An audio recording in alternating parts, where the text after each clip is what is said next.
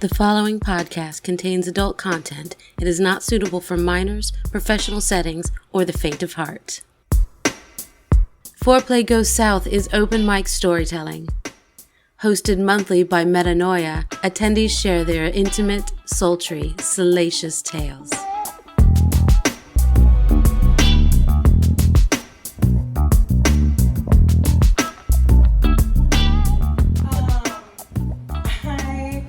Don't know, I'm sure some of you guys remember this pre-COVID, maybe not, but I am someone who is, I call myself a sex camel.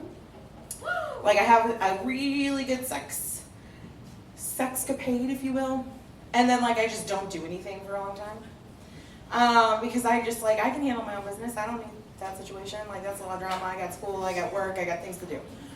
And so COVID obviously hits, everybody's in lockdown, like nothing's really going on.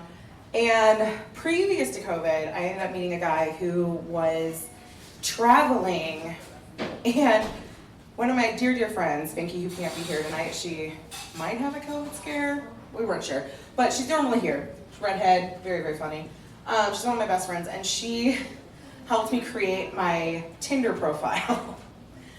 And, because I'm terrible at like online dating, it's awful, and I hate writing about myself because I'm like, I'm a driven professional lady who likes things.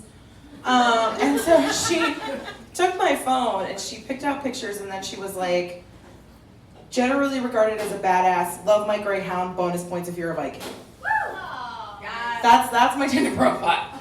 And so I'm Norwegian by heritage, love a Viking, manly man. Woo, that beard though. And so I put out this profile, and I had it up for literally, I think, a day. And I get a swipe on this guy who has, in his profile picture, it's like a woman's back and like the nail, like a man's back with the nails and the whole thing. And it says like, generally traveling if I'm in your area, like just want to hook up, whatever. And I was like, okay, it's been like a minute. My humps are dry because my sex camel self. So I was like, I need to investigate a situation.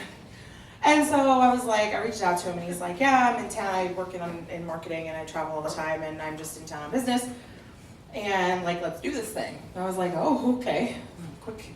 So we ended up hooking up. It was great, He's fantastic. He's 27. I knew that would get a really good reaction. And I today turned 37, so I was like, I am significantly older than you. And I had a moment of like, does this make me a cougar? Am I a cougar? Is that a thing? And I got worried about it. Then I was like, I'm gonna not think about this too much because I tend to overanalyze. So we hook up, it's great, everything's fantastic. COVID hits, right? He's not traveling, I'm not doing anything, I'm doing school, work, whatever. So I get a message from him 2 weeks ago. And he's like, hey, are you gonna be in town next week? And I said, yeah. And he said, well, I'm driving through for work. And he said, I've been vaccinated. I have to test negative before I come. Like, are you vaccinated? And I was like, I'm vaccinated. I just had a COVID test and I'm negative. And he's like, this is on. So I hadn't seen him in a really long time. So he was in Raleigh doing work, and he was supposed to come down on like an afternoon on like a Thursday. And he's like, I have an evening meeting, so I'm gonna drive from Raleigh and like we'll do our thing, and then I'll leave and go to like this dinner meeting I have to go to. And I was like, sounds great. So I do all the things, right? Like I like have toys out, and I've like made myself look fancy, and like have on like a sexy lingerie thing because that's his thing and he likes it. And so I'm sitting there, and he's supposed to get here around 4-ish. It's 4:15, haven't heard from him.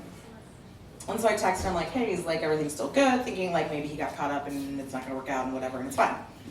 He's like, I'm in traffic, sitting in traffic, not happy about it, and I'm gonna be there closer to 5. And he said, so this is gonna be like a real quick scenario.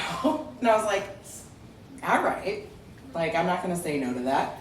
So he gets to my apartment, he comes in and walks in, shoes off, like leads me into the bedroom, panties are off, hands are back, his clothes are off, things are flying, like everything's happening at like lightning speed.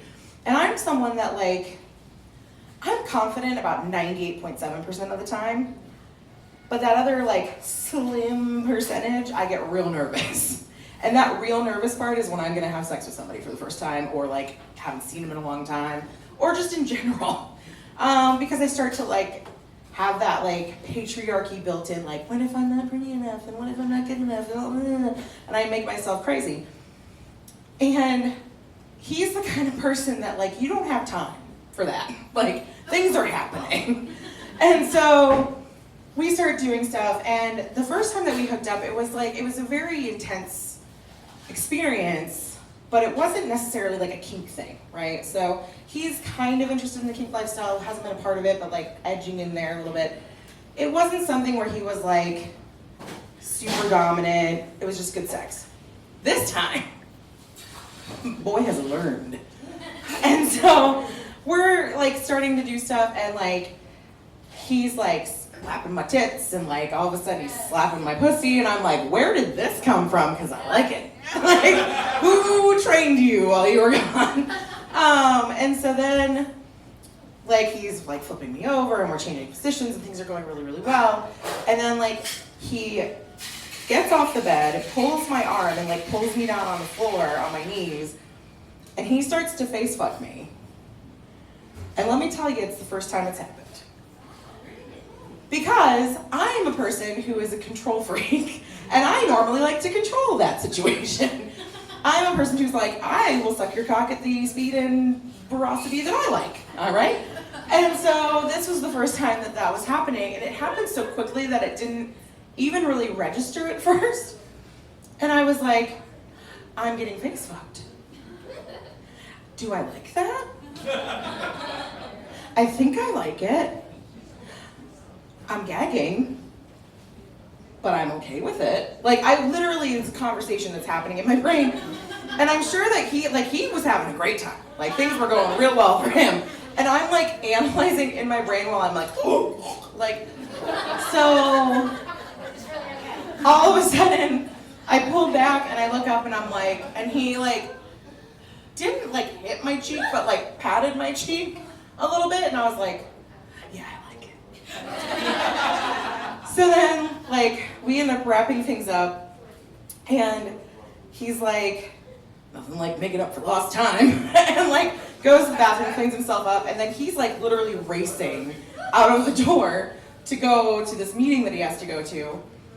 And so I was like, do you like want a water? Do you need something, like a shower? I don't know what you need.